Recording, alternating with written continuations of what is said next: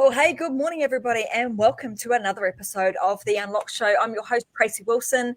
Always my pleasure to be here with you guys on it's a Wednesday morning here in Australia.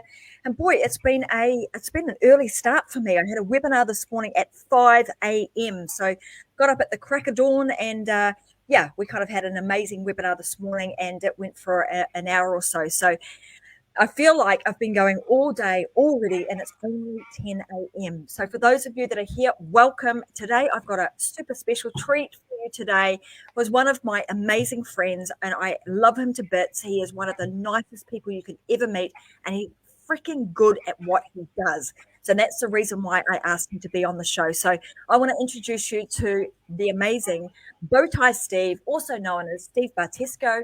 Welcome to the show, Steve. Tracy, it's my pleasure to be here, and thank you so much for having me.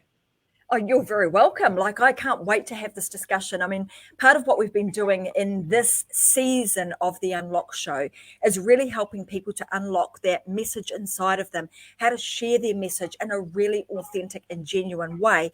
But make no mistake that whilst we're in business, we also need to make sure that, you know, we're creating profit and we're creating cash flow in our businesses, because if we weren't able to do that, then it makes it very, very difficult for you to maintain a business and stay in business for the long term. So I think this topic that we're going to be talking about today with the how to leverage that power of your personality, that really helps you to use the personality that you have in both sales and marketing is super, super important. And I can't wait to share that. And if you guys haven't already noticed, you notice that I called Steve Bowtie Steve, and also the fact that he's wearing a bow tie now. So no doubt that Steve is going to tell us a little bit about that and why he wears the bow tie and how that actually translates into the personality of his business. So let's kind of get stuck in. Let's talk a little bit about where you've been and what you've been up to, Steve, and how you've come to be the really successful entrepreneur that you are, that really helps people to overcome their internal self-limiting beliefs, that helps them to then create a really powerful personal brand that helps them with both their sales and their marketing. How has that come to be?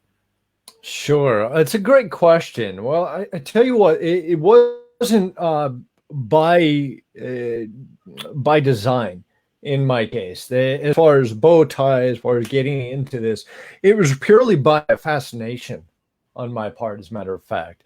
I've been in digital marketing now for, let's say, over 10 years, and I come the way of automotive glass, which you wouldn't think that they have anything together, and frankly, they don't. But in the automotive glass field, the company I was working with, we actually lost a major contract that we had. We were working with some large fleet companies, rental car companies across the United States, and we happened to lose our largest contract. And the only way that we could save our business and really stay afloat is by turning to internet marketing, to digital marketing. And this was really kind of the gateway for me on how to get into this, what you could actually do in today's modern world. And thank goodness, predating some of the issues that we have seen over the past few years here, of course, certainly over the past year. But it really led to this fascination of, oh my gosh, what is possible online? What can you do? And to go with that, certainly to add on to that aspect is really my curiosity of what impacts the idea of creating a memorable experience, right? And I bring it to you this way, is no matter what we do in business, no matter how innovative our product or service is, we are always going to find competition. And I don't mean that as though someone's going to just take our idea, our method, and create something like that. Yeah, that is possible, absolutely.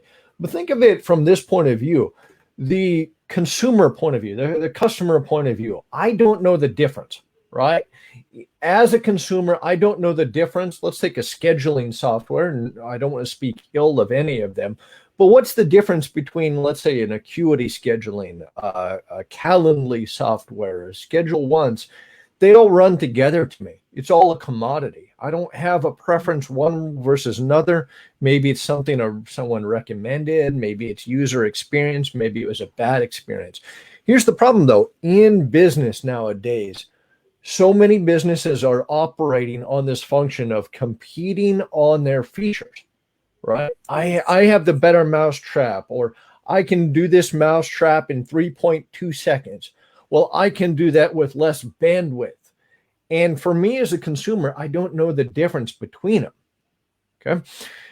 When the businesses are competing on the differences of minute features, there's nothing that stands out in this case. So I prefer to look at it like this. The business is the best way that you can stand out is by leveraging the one aspect that your competition can never, ever replicate. That's you. That's your stories. That's your personality. And that's how you can stand out versus the competition, because your customers are going to follow you as much as they do the business, the product, the software that you run. And an example for you to compare that, Elon Musk, right? Mm-hmm. Elon Musk of Tesla fame. Elon Musk has got more followers on social media than his companies do combined. Than does Tesla or Boring Company or SpaceX. It's Elon Musk that people are paying attention to and want to emulate in this regard. And this is a fascinating opportunity that I'm happy to explore, happy to help others really leverage in their case, because it's not about finding and touching all customers. Honestly, it's not about touching all customers. It's about getting the right ones to do business with. Because I don't know if you've ever had that experience where you end up getting the wrong customer in, but I'd rather work twice as hard to get the right customer than half again to get that wrong customer in that I'm going to hate life. Totally. And I think that's really, really important, is that whenever you're building a business, and this is something that I've spoken about on, these shows before, is like building your business around the type of clientele that you want, so that you wake up every day actually enjoying the people that you are serving, enjoying the people that you need to spend the time with. What's really interesting about this, Stephen, for the longest time, brands have been about, I need to create a brand for my business. And what I'm hearing you say is that there's this really quantum leap shift from create the business brand, because even though in the story that you told, your company had a brand, the company had a brand. However, they didn't have a personality. And that's the real major shift here, is that you're using, now what you're talking about is actually using the unique personality that you and only you have, that starts to build the credibility, the trust, and the fellowship of your viewers, and also of the tribe that you are trying to attract. Just like that really interesting point that you made about Elon Musk. How interesting is that? If he was still going down that same old route of the old days where he was building a brand for his companies, well, he wouldn't have anywhere near the number of followers that he's got right now, because he has built his own personal brand. So let's talk about kind of that in the sense of, like, I'm really fascinated by what you've done to build your own personal brand, because I know that's kind of where the whole bow tie story kind of has come from, and where that persona has come from. So let's talk a little bit about that, and why you went down the path of creating the bow tie Steve brand. Sure, that's a great question. As a matter of fact, on my behalf, it still by happenstance, which sometimes that happens, but really leveraging that and running with it when there was an opportunity. So let me explain. I grew up having this belief, and that's a whole separate story, but a belief that I was trapped as an introvert and couldn't get in front of people, couldn't put myself out in front of a crowd, attract attention in any way, shape, or form. Well, this perpetuated into what I started doing for a living, remaining in the background, working just in operations, trying to do my best not to get that attention. Well, I was in the industry, internet marketing, as you may recall here. I got into the industry, and the particular facet of the industry that I got in, there was a regular yearly program, a convention that we would go to in Las Vegas, Nevada. And preparing for this one year, of course, I want to look dapper. I want to at least present myself, not for my own benefit, but really for the business benefit. If we're meeting potential clients, I want to at least look presentable and not strike the wrong chord.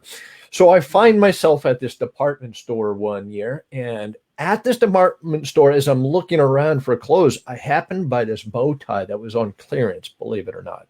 And I thought, hey, that's fun. I'm going to get that. Just for the heck of it, I'm going to buy this bow tie. And as we go to this industry convention and the parties, the evening parties and soirees that we would go to as a business, I decided one night I'm going to put this on, right? And still, the person that is putting this on was the one who never believed that they had anything special to say, that they really, me, right? I didn't have anything special to say is what I thought. Nobody wants to talk to me, so I'm going to stay in the background. Well, interestingly, when I put this on and I go to this industry event, the complete opposite happened. As a matter of fact, not just that, but people started coming up to me and they started asking about me. Oh my gosh, that's a bow tie. Look, nobody else is standing out. Nobody else is doing this. Why do you have that? Who are you? What do you do? And I realized, oh my God, I can be a completely different person in this regard. And they're going to come to me. I don't have to go seeking them. Getting that attention, now someone's going to seek me out. And it was a fascinating change for me. So just for the fun of it, as I'm part of this high-end coaching group, and we started going together, you remember the group, of course, you know, as we started gathering at these small events, I decided to play this again. I decided, hey, you know what? It worked before. I'm going to bring this bow tie out and see what happens in the same sort of way. I noticed nobody else is there. Nobody else is standing out in the same regard. Nobody's wearing a bow tie. And instantly it became this mental magnet, if you will, that stuck in someone's mind, that folks understood who I was, what I was about, the brand and the purpose and the values, most especially, that I shared, and wanted to make sure that I was able to pass on to others. And this was just that one mental model. Now, truth be told, it did something more than that, right? Because I looked at it in a way of any of these ideas of hurtful comments, put downs, any of the risk that we may feel as we put ourselves out there in marketing, especially online, the haters and trolls, if you will, in the online world. These brave keyboard warriors are who are happy to talk ill about you, happy to speak ill and say how they can do it better. You ever notice, by the way, that they never do that?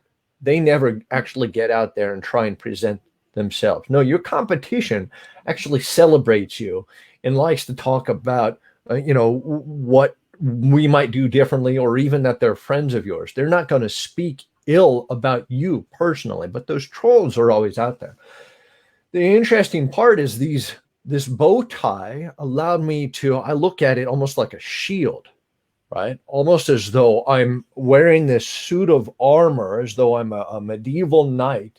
And here I am with this shield in front of me. And no matter what they say, when I have this on, I know it doesn't affect me, because they're saying this about a character that I can put down. Right? It doesn't have to anything to do with me personally. It's about this marketing character that I get to put down and take off and go celebrate with my children afterwards, or family or friends. I can be someone else, arguably more free online with this than the ideas of these slings and arrows touching me if I were to share my real person, my everyday person. but that everyday person is now the burden of those previous stories, the burden of, you can't do that, you can't put yourself out there. I don't have that same problem when I put on this shield, this totem, as Todd Herman would say. It's a really fascinating opportunity in this case to step away from yourself. Yeah, and what's fascinating about this is, obviously this is like evolved this way over like a period of time, right? It's like, oh, I'm going to put this on, not because I was trying to, like you say, stand out, but by doing something that was against the grain, doing something that was different to everybody else. I'm sure everybody else in that room either had a standard tie or, no tie at all and was fairly casual. And you rock up with a bow tie on. You immediately, people are looking like, that is different. That is, that guy over there is standing out. He must be important. He must do something that I want to know about. And like you said, that then creates that magnetic and the magneticness that draws people in. They want to know more because they are intrigued, and that intrigue creates, more curiosity, that then they want to know more about who you are and what you're doing. And interestingly, Steve was referring to a program that both he and I were in, and like I said, we've come to know him as Bowtie Steve. That is kind of his signature attire that everybody knows and has become part of his brand. What I find really fascinating about this whole story that you've told here, Steve, is that being somebody who was very always introverted and a bit shy and not wanting to draw attention to yourself, and then being able to put on something, whether it's your sunglasses or it's and I've heard lots of other influencers do this too. They might put on a pair of sunglasses or even a string of pearls or whatever the case may be, putting on that bow tie. It's like transforming you into the persona of who you need to be and what you want to show up as. Not necessarily, and I want to talk a little bit more about this because we're very much about being authentic to who you are and, allowing you to shine.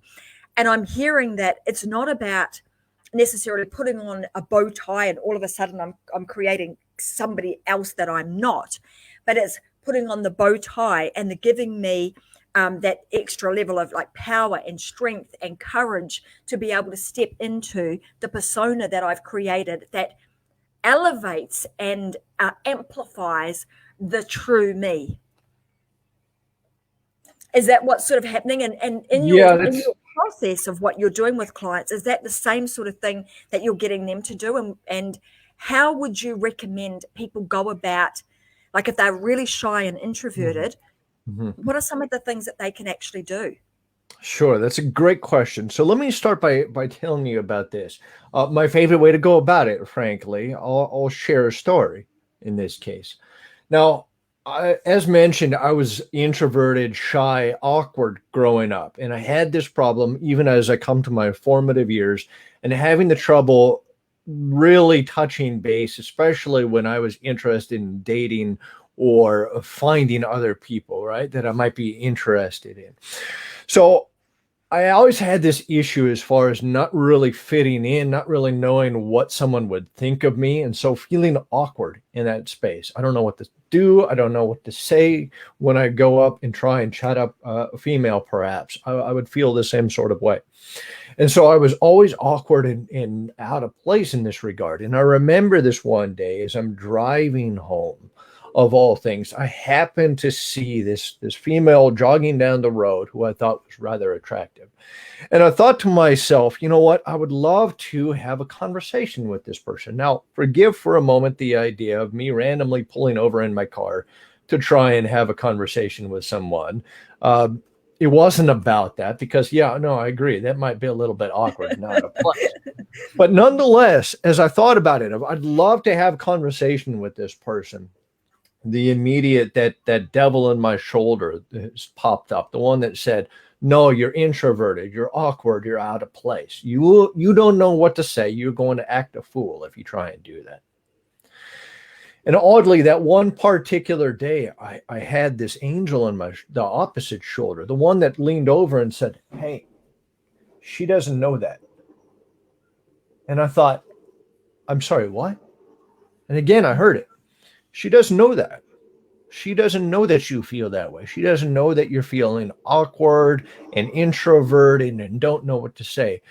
As a matter of fact, you could be the most fascinating person she's ever met. You could know exactly what to say, and you could be quite charming. And the only way that she's going to know differently is if you give her that story, right? If I don't say anything, or if I go up to her unsure of myself, not confident, if I don't have the clarity as to who I am and why someone should talk to me, that's me handing the story to someone else, right? Mm-hmm. And the only way she's going to know that is if I hand her the story. But if I gave her something else, if I gave her a different story about who I am, how would she ever know the difference? As a matter of fact, that same person that I always imagined who I could be, if I felt confident, if I felt more outgoing, why not take the opportunity to share that with someone else?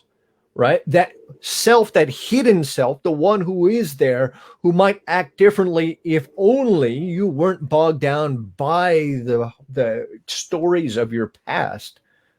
Why not share that to actually get the person who you really want to be and who you really want to have conversations with? And I think that's a fascinating experience, is when you actually get the opportunity to step outside of yourself and free yourself from those chains of the past stories. This gives you the opportunity to present to the people you actually want to reach. Because believe it or not, this business that you create so often is there to help the earlier version of yourself. Right? The business, absolutely, the services, the products that we create, so often we create them because we ran into this issue. Mm-hmm. And we wish that there was a solution. And so we go down this road of finding a solution. And now here we are with a product or service to provide to the earlier version of ourselves. Mm-hmm. And what better way to do that than show them the personality of who you can become with this product or service, right? Mm-hmm. You're no longer held back. If you only had that easy button or the way to reach the person you really want to, and how you do it is through my product or service, now you're reaching that aspirational transformation, that aspirational idea of who you can be with the product or service, the results that you're going to get, right? And this is ultimately what we're selling. In business, we sell that result. We don't sell a product or a service. We sell a result, and it's simply up to our product or service to deliver upon that result. Right. You make a really good point here, Steve, and I think often, particularly when we're trying to build a new business or a new brand or whatever it is, often we're looking outside of ourselves when most of the time the answer is actually within us. And like you have just mentioned here, it's like, what can I do? How did I get to the point that I'm at right now? If I look back in my journey and I think about where was I at the point where I needed some form of transformation, I needed to make a change. Where was I then? Because that's often the place that you need to start with, serving your audience and serving your customer. Because if you can show them the pathway of what it was that you did, and of course with your brand story, with you being able to use the bow tie as your your shield of armor, and being able to put that on and create the new persona and step out of those ties and those shackles and the chains that you had created, to now step into your power as the bow tie Steve, then they're also going to want to do that too, because there are so many other people out there that are struggling to like you were at that time, where you were introverted and not really sure, but now using the use of story and also creating a persona that you now can go out into the world and share really, really confidently. Which leads me to this next piece. So I know that a big part of what you do is around like creating story frameworks. So I want to talk a little bit more about that, because I think as you've progressed on your journey, the one thing that you've become really good at is like telling those stories. And you mentioned that about, you know, wanting to approach the girl who was running on the side of the road. I don't know if that's now your wife, by the way, if that's kind of was kind of the end result of that initial conversation, or it was just a lovely lady that was running alongside the road and you had a great conversation. But nonetheless, it was that story that you were telling yourself at that time. You then stepped forward and started to tell your own story to her, which then allowed you to continue the conversation, continue to get to the point where, you know, she knew you, she liked you, she trusted you, maybe she even loved you and got married. Who knows? Yeah, this is really there. You have to tell us, is that the woman that you married?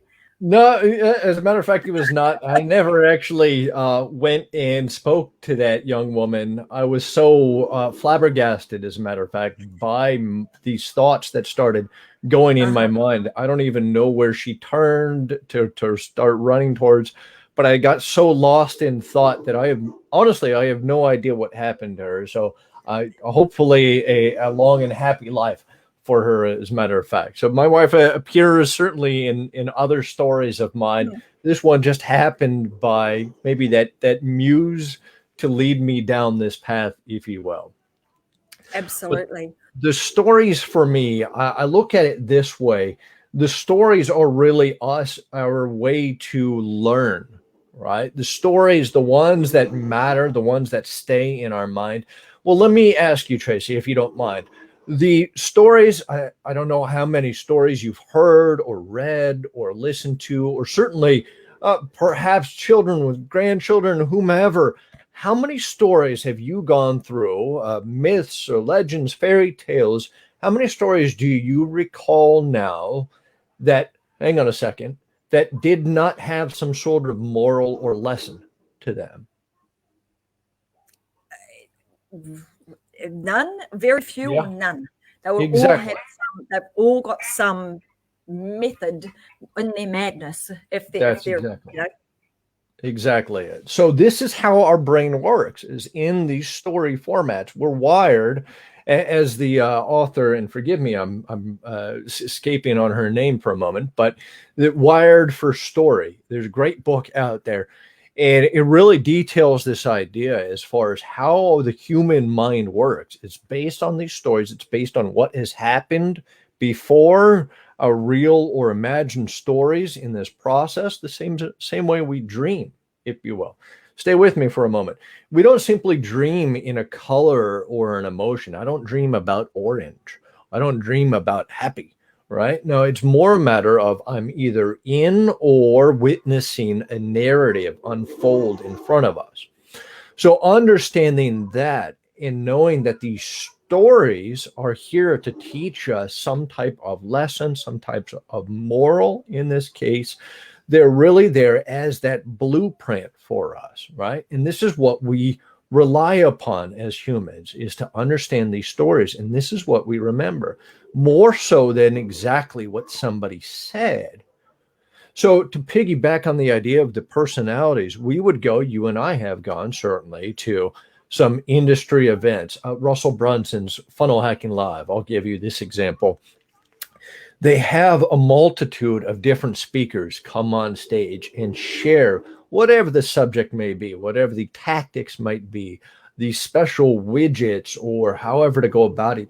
And more so than anything, it's the stories and the personalities that we remember more so than exactly what they said on stage at that point. Mm-hmm. And we become these fans and want to learn more of these speakers and get further into what they provide, how their solutions work, because we relate to them, their stories, their personality, and it's this relation that leads us further down. Well, this, in this case, is our opportunity in marketing and entrepreneurship, right? When we understand that, it's the stories and the personalities that our consumers really want to get into. And as the brand strategist Sasha Strauss says, your consumers don't like celebrities. They like celebrated lives. And this is their opportunity here to feel a part of you and your story and come along because they see this aspirational concept of where they could be, who they could be, if only they had the product or service that your solution provides. You see? So knowing that these outsized personalities, and they don't have to be over the top in this case, but these outsized personalities is really how marketing has evolved over the past few years. And this is who drives that message. It's no longer really these traditional nameless, faceless, I'm just going to follow the General Motors, General Electric, these large faceless corporations. It's the ones that you can actually relate to that drive modern conversation in this case, right? And it leverages, if you know who Robert Cialdini touches on this in his book, Influence, it's that which we like, or the authority figures in our field. Those ones are really driving this conversation now. Well, I ask in this case, rather than leave it to happenstance, what if we crafted that idea, the story, the message, based on the stories, the lessons that we want to teach, the values that we hold dear, and the personalities that are going to best touch our audience, because we want more of them, right? Why am I going to use a personality or a message or a story that turns off my ideal client? Rather than that, I want more of them, right? I want more of the earlier version of me. And so as a result, if I know that my earlier version of me, just like now, enjoys stories, enjoys, goodness gracious, I've got a Disney poster over my shoulder. I'm not utilizing this as simply I'm a fan. This is really calling out upon my ideal consumer. It's me saying, I enjoy this, and when you follow me, this is what you're going to get. You're going to enjoy these types of stories, these types of references. So rather than hide from that and mute that in what maybe a previous corporate structure might do, I'm going to celebrate that and explore that even more so. There is an opportunity in this case that you can be more of rather than less than in order to bring that ideal client. And I find that incredibly freeing. Well, it makes absolute sense to me, Stephen. I mean, even if you can go back as far in history as you like, but storytelling is there, and it is in every culture, in every crevice of our world. And if you think about even how traditions and culturally are passed down through generations and through families, it's usually through storytelling, and it's through. And if you think about every single story that's told, whether you think about it from a cultural perspective, they've all got somebody, a character in that story that has a personality of some sort. Like they've got a big personality, whether it be, Little Red Riding Hood and the Wolf, for example, or in my culture, we have the story of the fables of Maui. So there's a whole lot of stuff that, and you just mentioned Disney. So, in my culture, we have Maui, and they've kind of used that Maori culture in the Moana movie. So all of those things, whether it be through Disney movies or through books or through passing down traditions, there's one commonality, and that is it's the stories, and it's also the personalities that are created. So you're essentially saying, let's use what's worked for centuries and centuries, and now start using that in a modern day world. Because you also mentioned that, for a long time, and particularly in the corporate world, it was like stifling all of that. Don't share any of that. Don't let anybody know that we have, anything normal going on, because everything is perfect here, and we'll just create a faceless organization. Whereas now, what we're actually saying is that, hey, the new world, the new shield that you put up to be able to provide yourself with some level of let's call it, like padding between you and those that will be throwing arrows and and not being so nice to you online, is by creating these stories, creating a persona, and allowing yourself the grace, the grace to be able to front up, be who you are, but create a brand and a persona around that. Absolutely. Absolutely. And for myself, I became fascinated by this idea of how much this modern marketing opportunity is based on that personality and the stories and the values that we share through those stories, through those lessons in this case. And a case in point, for example, as we would walk out of, let's say, Funnel Hacking Live, we'll bring that up again. And I would speak to some of the other individuals that were there witnessing the event with me. And I became so curious about how can so many of the crowd relate to different speakers, right? Some might say these were my favorite speakers. Some might say, no, these were my favorite speakers. And I became utterly fascinated. How does this work? How can you reach this one particular group on purpose rather than on happenstance? Mm-hmm. And I started researching this idea on personality. And I thought to myself at one point, what better industry to study this concept as far as personalities, believe it or not, than professional wrestling?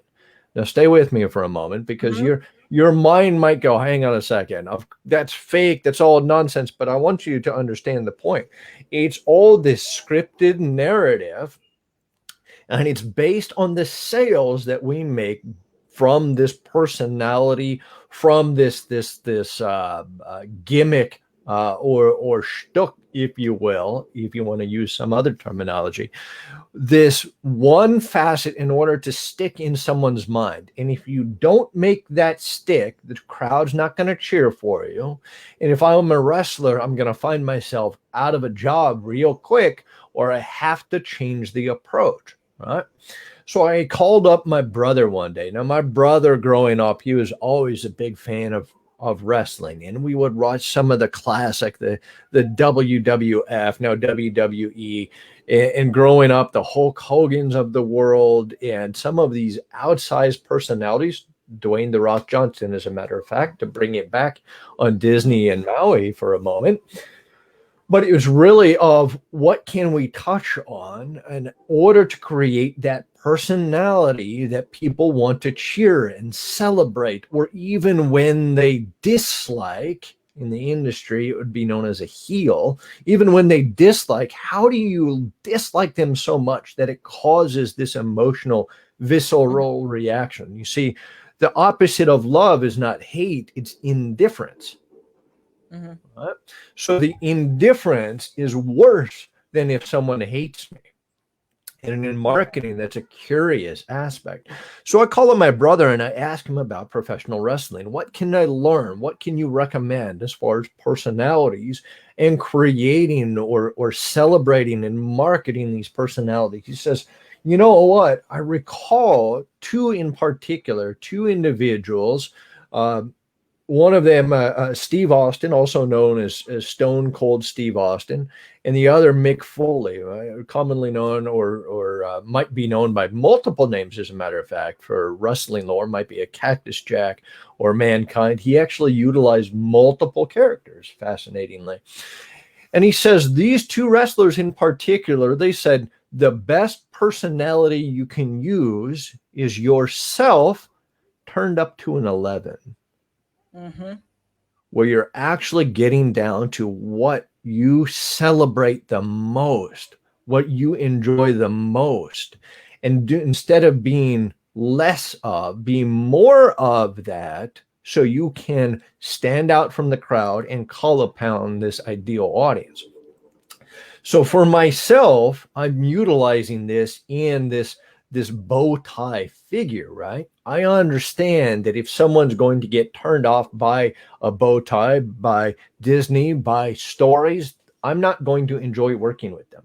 It's just a fact. I'm not going to, because this is how I work. I commonly am going to think in quotes and movie references and song lyrics, and I'm going to pull out Disney references and share with you the lessons that I learned from these movies or past clients in this regard.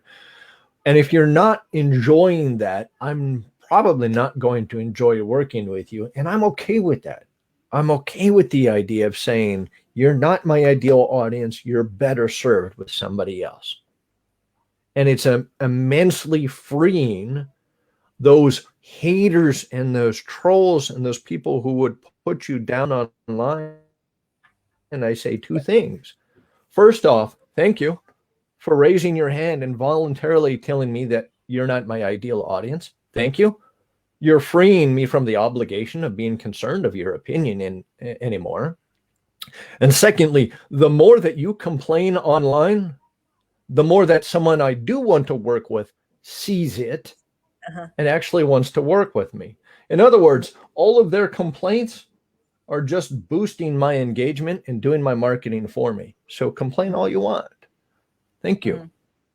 It's a very refreshing way to look at things, because I think, like I mentioned earlier, people are often afraid to put themselves out there because they are worried about, what are other people going to say, etc. But when you think about it from this perspective, you are starting to create your own persona. You're creating, the brand of Steve or the brand of Tracy, and you are very, very clear about the person that you want to attract. You're going to be attracting. It's like this attract and repel type scenario. You're attracting all the right people, and at the same time repelling the people that are just not going to be the right fit for you. It will save you a lot of time and heartache, because you've got that really dialed in, and you've got that on point, and the right type of people will start to be magnetized to you. So I absolutely love that whole theory and methodology around how you do that, Steve, and why you do that. So we could go on and on and on with this conversation, because there's so many gems inside of this, and it's so important. I mean, as you know, I mentioned to you in this show, I'm all about helping people unlock the special messages inside of them. And I think every single person has got that, and you don't need to go and try and be somebody that you're not. But by dialing it up, like Steve said, like that bow tie that he puts on, it dials up his personality. It allows him to be more of the real Steve as to who he is, using these techniques and the stories and the persona that you create to repel and attract the right type of audience means that the right type of people are going to come to you, just like they did when he went to those events and they were like, who is that guy? I need to go and talk with him. I need to check him out. He's doing something that is very, very different to the norm. And the norm, you want to very much try and create something that's a little bit different. The way that you create that is by being you, because then you do not have to compete with anybody else. Would you agree with that, Steve? Absolutely would. Absolutely would. Rather than trying to fit in, there's a golden opportunity that someone's handing you to say, finally be yourself and speak to the people that you want. And the way you do that is by not blending in. And I think that's the most freeing opportunity that we've ever had, frankly, and a chance for us in entrepreneurship, in business, to really get that ideal customer that you want, the one that's going to stick with you through thick and thin, that lifetime customer that you can help build because you know them so well. You see, you know them so well because you know that earlier version of yourself. And it's your opportunity to really reach back and say, I have something that you can utilize. It's something I wish I had then. And now is the opportunity for you to utilize it as well. I want to wrap up today's conversation with, I want to ask you, like, if there were 3 pieces of advice that you could give our audience today that was around how to leverage that power of your personality and maybe help them in sales and marketing, what would be the top 3 things that you would recommend that they do? Sure. That's a great question. Top 3 things that come to mind for me is, number one, really get into the heart of who were you on that earlier basis, right? And what I mean by that is that ideal client. the goal is not to try and speak to everyone. It's trying to speak to the right person. Okay. And in this regard, you want to speak to that ideal client. So get crystal clear. And the best way to do that, believe it or not, the best way to do that is to get crystal clear on the person you don't want to help. Yep. Right. So if you get crystal clear on the person that is not your ideal client, take the exact opposite, should, if you've done it correctly, should reflect you and who you really want in this case. Number two, rather, understand the stories that you have gone through, that includes the hard times, that includes the blood, sweat, and tears that you put into becoming this new version, that finding the solution, the products that you've created. Why did you do it? Those stories help establish that commonality that your audience is really going to relate to, right? And in this case, you're also going to leverage the opportunity of understanding what the objections they have. Right? And this is one of my favorite things to do, is those stories that I have, like I mentioned, they always are going to have some lesson or moral to them. And so ultimately, this just becomes a bit of a card game, a mental card game. Now, in the States, we reference it as the card game known as war. In UK, I believe it's known as battle, perhaps. But the concept is, if you've ever played it, you're going to lay down a card, right? And whoever has the higher card wins that hand. If you lay down, Tracy, a 10 and I put down a 3, you're going to win that hand. Well, I look at it simply just a matter of a card game, right? And so my favorite trick is this, is when you get crystal clear of who you want, when you have that bank, if you will, that story bank that you can draw from, now it's just a matter of understanding this card game, this mental card game, because any reason that you wouldn't want to communicate with me, buy from me, learn from me is just a matter of a story in your mind, right? This objection that you have. And so it's my opportunity in marketing to play a better hand. It's my opportunity to say, this is your story. I'm going to beat it with a better story, a more memorable lesson, and how you can overcome that objection. And so now it's just a mental card game for me. You play this hand, I'm going to play a better hand. And once I do, that objection is broken. And it's an absolute blast to me playing that mental card game, because it gives us the opportunity to really touch the values, the morals, and the way that our mind works as humans, is leveraging those stories. Thank you so much for sharing, those three things. I think they are super important. And all of the things that you've shared today in terms of like being really creative in the way in which you're showing up into this world, and being proud and being confident with whom you are, wearing that bow tie and saying, well, this is me, this is bow tie Steve, this is what I stand for, this is what I do. And then actually the things that you've put together in terms of like the frameworks, and they all seem very logical, and they all make a lot of sense as to why it would be why there's a compelling reason that people should be adding storytelling and creating that personality and that persona, which then is going to lead to increased sales and a better level of marketing for you and for your business, also whilst creating your own personal brand. So I loved everything that you shared today, and I want to thank you so much for doing that. I want to let everybody know where they can get, if you want more of Steve, where do you go? You can go to www.herostoryacademy.com, or if you want to check him out on social media, where's the best place for them to find you, Steve? Oh, you can find me online. I tell you what, I'll make it easy for you, because it's almost near impossible to spell my last name. So simply just look for Steve B. Hero on Facebook. You can find me there, commonly sharing these sorts of stories, the lessons that I have learned, because, hey, I enjoy it, and it's really just an opportunity for me to connect with that ideal audience as well. All right, so hopefully I've got this right. If you go to Facebook, you can search for Steve B. Hero, and that's where you'll find Steve Bartetzko, and you'll be able to follow him, watch more of the stories, and share a lot of what he's going to be sharing online, because they will be all the things that you need to do to create a powerful personality and helping you with sales and your marketing. So I want to say thank you very much for being here, Steve. I want to thank everybody for watching today.